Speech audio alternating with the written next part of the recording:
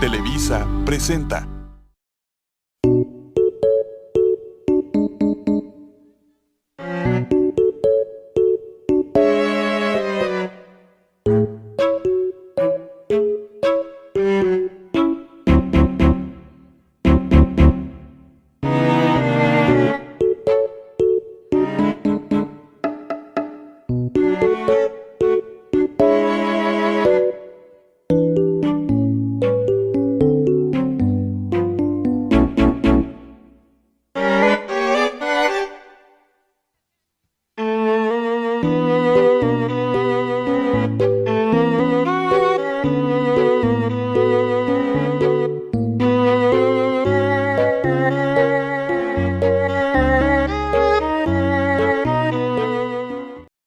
Bienvenidos sean a este nuevo video para el canal. Hoy presentaremos los temas del contrato social y el feminismo y la ética del cuidado. Sin más preámbulos, empecemos. El primer tema, la idea del contrato social, tratará de encontrar una respuesta a la pregunta ¿en qué consiste la teoría del contrato social? Para ello tomaremos los argumentos de Thomas Hobbes respecto al estado de la naturaleza. Él sostenía que en este tipo de estado no existían reglas sociales, no existía un gobierno, cada persona era libre de hacer lo que se le daba la regalada gana, no habría oportunidad para la industria, no habría cultivo de tierra ni construcciones confortables, no habría arte ni sociedad, no habría conocimiento. El mundo sería un completo desorden, un completo caos. Además, sostiene que el estado de naturaleza se da por 4 hechos básicos. 1. La igualdad de necesidades. 2. La escasez. 3. La igualdad esencial del poder humano. 4. El altruismo limitado. Esto nos produce un terrible resultado, y es un constante estado de guerra entre todos contra todos. Debido a ello, el contrato social explica la naturaleza de la moral. ¿En qué consiste la moral? Pues sencillo, en un conjunto de reglas internas que gobiernan sobre cómo las personas deben tratarse unas a otras para lograr un mutuo beneficio. Bajo la premisa de la moral surge el dilema del prisionero. Este dilema se resume a decir o no la verdad frente a una situación que implique a 2 o más personas. En el presente cuadro se da un ejemplo relativo a ello, pero con su complemento de confesión. Si tú y Pérez están metidos en un determinado problema, cada quien tiene la potestad de confesar según a sus conveniencias presentadas en la siguiente tabla. Ante ello, la moral presenta 2 soluciones frente al problema del dilema del prisionero. Primera, debe ser una situación en la que los intereses de la gente sean afectados no solamente por las mismas, sino también por el resto de personas que realizan dicho acto. Y una segunda situación, en la que paradójicamente todos terminen peor si cada quien busca sus propios intereses. El presente cuadro muestra quizá una mejor solución frente a las otras presentadas por el dilema del prisionero. Bajo el cuadro generado por la moral, se presentan otras 2 soluciones de carácter egoísta. La primera, si respetan tus intereses, estarás mejor no respetando los suyos. Y la segunda, si ellos no respetan tus intereses, entonces sería tonto de tu parte respetar los suyos. Ambos corresponden a una convivencia conmutativa, en la cual cada quien recibe lo que le corresponde. Ante ello, Thomas Hobbes plantea una solución. Necesitamos otro acuerdo que se pueda imponer, uno en donde se tenga que obedecer reglas para una convivencia social mutuamente respetuosa, dando paso a la esencia del contrato social. Ahora veremos algunas ventajas de la teoría del contrato social dentro del campo de la moral. Para ello lo hemos dividido en 4 preguntas que demostrarán los diversos puntos fuertes o válidos que sostienen la teoría del contrato social dentro del campo de la moral. La primera, ¿qué reglas morales estamos obligados a respetar y cómo se justifican esas reglas? Bueno, las reglas morales o moralmente aceptadas y que todos debemos seguir son aquellas que son necesarias para la convivencia social y que simplemente deben generar un mutuo beneficio entre todos los miembros de la sociedad. La segunda pregunta sería, ¿por qué es razonable que sigamos las reglas morales? Bueno, relacionándolo con el punto anterior, es razonable ya que estas permiten la convivencia social y esta convivencia social nos permite estar seguros, ya que es el precio que pagamos por nuestra conformidad. Por lo cual, buscamos una seguridad que nos permite desarrollarnos mejor como personas. Y esta seguridad solo se sigue al estar en sociedad. Continuando con la tercera pregunta, ¿tiene una base objetiva la moral? Bueno, podríamos decir en base a otras teorías de que no, de que se rige exclusivamente por el subjetivismo o sentimentalismo, pero en este caso, la teoría del contrato social, como en los anteriores puntos, descarta todos estos puntos de vista subjetivistas y realmente le da una base sólida y pragmática a la moral. Y ahora procedemos a responder la última pregunta. ¿En qué circunstancias se nos permite violar las reglas? Bueno, se nos permite violar las reglas en primer lugar si es que ya la otra persona ha violado las reglas y ha roto su trato o su obligación hacia con nosotros y nos permite sancionarla y tratarla de modo diferente al resto de personas. Pero ahora veremos el otro lado de la moneda. Veremos las dificultades para la teoría del contrato social dentro de la moral. Para esto existen dos teorías que son, o bueno, dos objeciones a esta teoría que son las más aceptadas dentro de la opinión general. La primera postula que la teoría del contrato social se basa únicamente en una ficción histórica, es decir, que nunca realmente existió tal contrato o dicho contrato, sino que es realmente un invento de la sociedad o, bueno, del propio Hobbes, y que no tiene realmente una base objetiva en la cual basarse. Y ahora vamos con la segunda objeción, que postula que el contrato social no ve más allá de sí mismo. Bueno, esto se plasma con una situación de la vida real, que es que, bueno, dentro de los pilares básicos del contrato social es de que se da entre iguales, entre los hombres. Pero nunca se considera a aquellos seres que no pueden formar parte del contrato social, ya sea por cuestiones biológicas o por otro tipo de asuntos.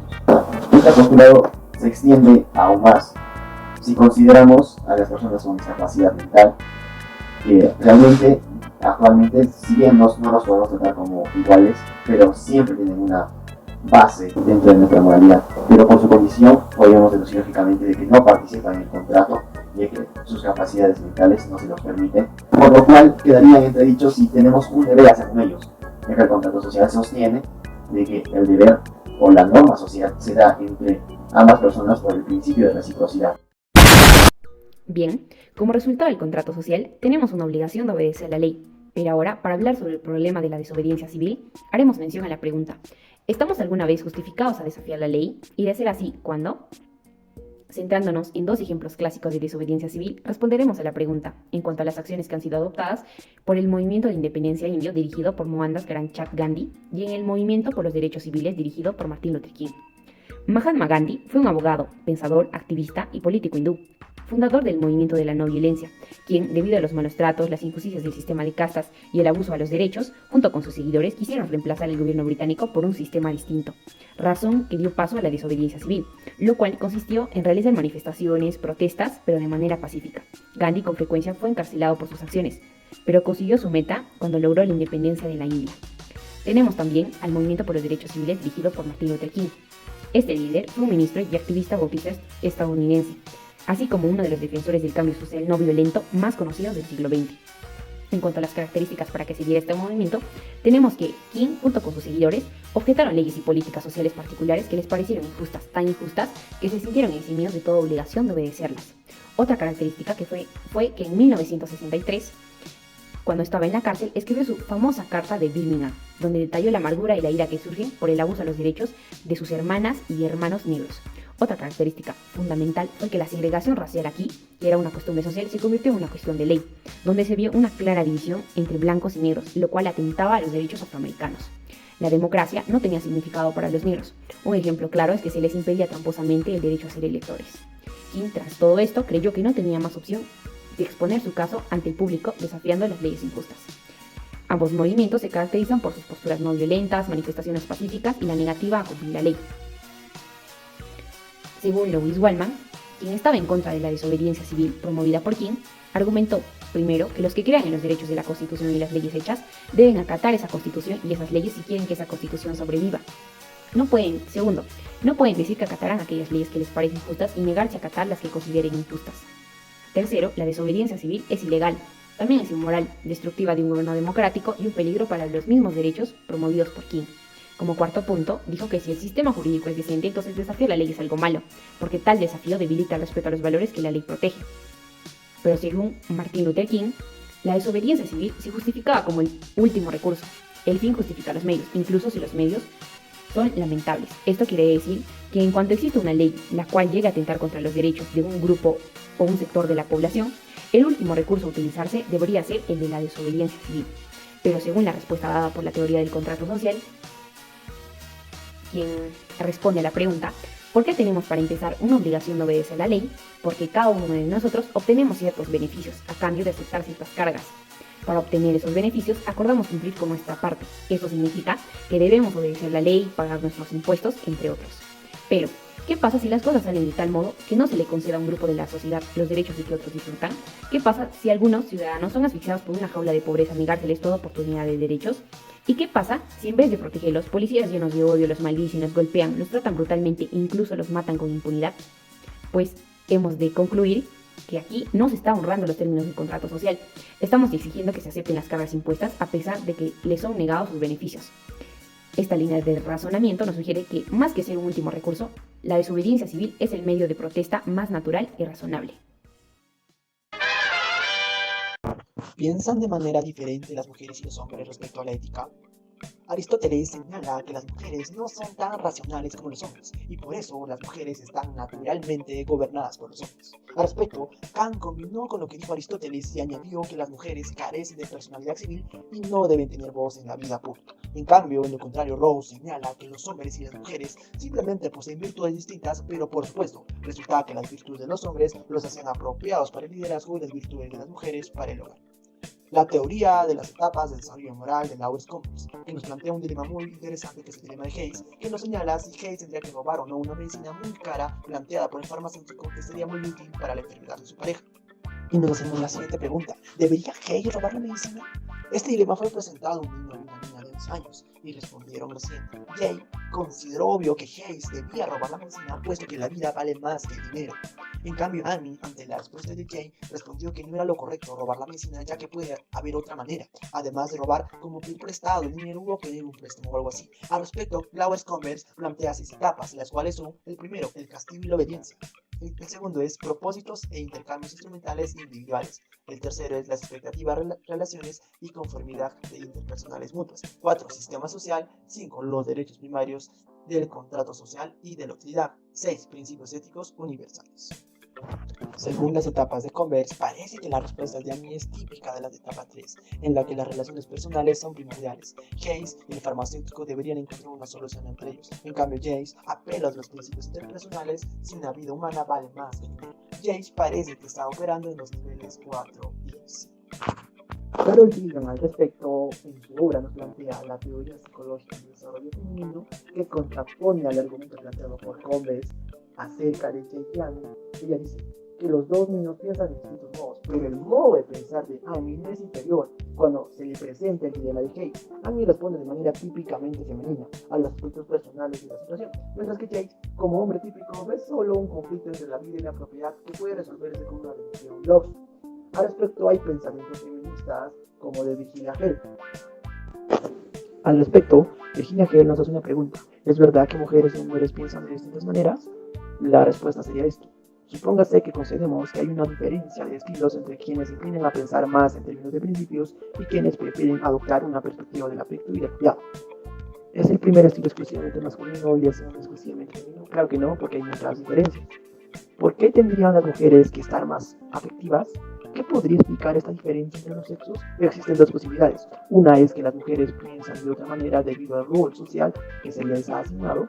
La otra es si existe una conexión intrínseca entre mujeres y tener una ética del cuidado. ¿Y cuál sería esa conexión? En este contexto hablaremos de la teoría de la psicología evolucionista. Desde este punto de vista, la diferencia inmensamente importante entre hombres y mujeres es que los hombres pueden ser padres de cientos de hijos durante su vida reproductiva, mientras que las mujeres solo pueden tener un hijo cada 9 meses. Esto significa que las estrategias reproductivas óptimas para hombres y mujeres serán muy diferentes. No todas las filosofías han sido conscientemente feministas, ni tampoco todas han adoptado la ética del cuidado. Annette Bayer decía: cuidado es la nueva palabra de moda. Suponiendo que adoptemos una ética del cuidado, ¿conduciría esto a unos juicios morales diferentes que si adoptaríamos un enfoque masculino de principios? Tenemos 3 ejemplos. El primero es en la familia y los amigos. Cuando tratamos de interpretar ser un padre cariñoso como un deber, es desastroso. Tus hijos lo sentirán y sentirán que no son queridos. Además de esto, las ideas de igualdad e imparcialidad que están profundamente presentes en las teorías de obligación parecen totalmente contrarias a los valores del amor y de la amistad. John Stuart Mill dijo: un agente moral debe ser tan estrictamente imparcial como un espectador desinteresado y benévolo. Pero eso no es el punto de vista de un padre o de un amigo. No vemos a nuestra familia o a nuestros amigos como simples miembros de la humanidad. Pensamos que son especiales y los tratamos como tal. En cambio, la ética del cuidado explica tales relaciones como que no toman la obligación como algo fundamental. Tampoco nos piden que imparcialmente promovamos los intereses. En cambio, empieza con una concepción de la vida moral como una red de relaciones con otras personas específicas y concibe vivir bien como preocuparse por esas personas, atender sus necesidades y cumplir con ellas. El segundo ejemplo es de los niños desfavorecidos. Cada año 10 millones de niños mueren por causas fácilmente prevenibles, enfermedades, mala nutrición y agua potable contaminada. Y organizaciones como la UNICEF trabajan por salvar a estos niños. Nosotros aportando dinero podríamos ayudar a estos niños. Por $17, por ejemplo, la UNICEF puede vacunar a los niños del tercer mundo contra el sarampión, la difteria, la tosferina, el tétanos y la tuberculosis. Una ética de principios tradicional como lo es el utilitarismo concluiría en que tenemos un deber sustantivo de apoyar a la UNICEF porque despilfarramos dinero en cosas relativamente triviales y eso no es tan importante como salvar la vida de un niño que lo necesita. Por otro lado, una ética del cuidado enfoca relaciones personales a nivel micro. Si no hay tal relación, el cuidado no podría llevarse a cabo. Nell Noddings decía: la relación del cuidado puede existir solo si quien es cuidado puede interactuar con quien cuida. Ella concluye en que no estamos obligados a cuidar a personas necesitadas en lugares distantes de la Tierra. El tercer ejemplo es de los animales. ¿Tenemos obligaciones ante los animales? ¿Deberíamos volvernos vegetarianos? Un argumento de principios racionales dice que sí, porque el negocio de criar y matar animales para comerlos les causa mucho sufrimiento, y volviéndonos vegetarianos podríamos alimentarnos sin crueldad. Desde que empezó el moderno movimiento por los derechos de los animales a mediados de los años 70, el argumento ha persuadido a mucha gente, probablemente más a mujeres que a hombres, para que dejen de comer carne. Nell Noddings sugiere que esta es una buena oportunidad para poner a prueba los conceptos de la ética del cuidado. ¿Cuáles son estos? Primero, esta ética apela a la intuición y al sentimiento más que a los principios, lo cual conduce a una conclusión distinta, ya que la mayoría de la gente no cree que comer carne animal sea algo cruel. Como somos humanos, nuestras respuestas emocionales hacia otros seres humanos son diferentes que de nuestras respuestas hacia los no humanos. Un segundo concepto básico es la idea de que debe existir una relación entre el que cuida y el que es cuidado. Algunos animales sí pueden relacionarse o hasta agradecer el cuidado. Por ejemplo, con las mascotas se establece una relación y debe aparecer la actitud del cuidado, porque sentimos que nos agradecen, relación que no existe con la vaca o con el ganado. Las implicaciones para la teoría ética. Es fácil notar la influencia de la experiencia de los hombres en las teorías éticas. Los hombres dominan la vida pública, la política y los negocios. Las relaciones son de enfrentamiento. Los otros tienen intereses que entran en conflicto con los tuyos. ¿Y qué subrayan las teorías morales de los hombres? Pues el deber impersonal, los contratos, la armonización de intereses en competencia y el cálculo de costos y beneficios. Las feministas creen que la filosofía moral moderna incluye un prejuicio masculino. En el mundo microsocial que es el hogar, tratamos con familia y amigos. Regatear y calcular tienen menos importancia. En cambio, el amor y el cuidado predominan. Entonces, ser un padre cariñoso no es un asunto de calcular cómo debemos comportarnos. Lo mismo podría decirse de ser un amigo leal o un colega confiable. He ahí el contraste entre ser una cierta clase de persona y cumplir con su deber. Cumplir con su deber está en el centro del conflicto entre dos teorías éticas. Primero, para la teoría de la virtud, ser una persona moral debe ser amable, generoso, valiente, justo, etc. En la teoría de la obligación, en cambio, agente moral es aquel que escucha la razón, calcula lo que es correcto y lo hace. Por lo tanto, la ética del cuidado resulta ser una parte de la ética de la virtud. La mayoría de las feministas lo ven así, a pesar de que la teoría de la virtud no es exclusivamente feminista. Pero está estrechamente ligada a las ideas de Annette Beyer, que ha llamado a sus promotores masculinos mujeres honorarias. El veredicto acerca de la ética del cuidado dependerá en última instancia de la viabilidad de la ética de la virtud.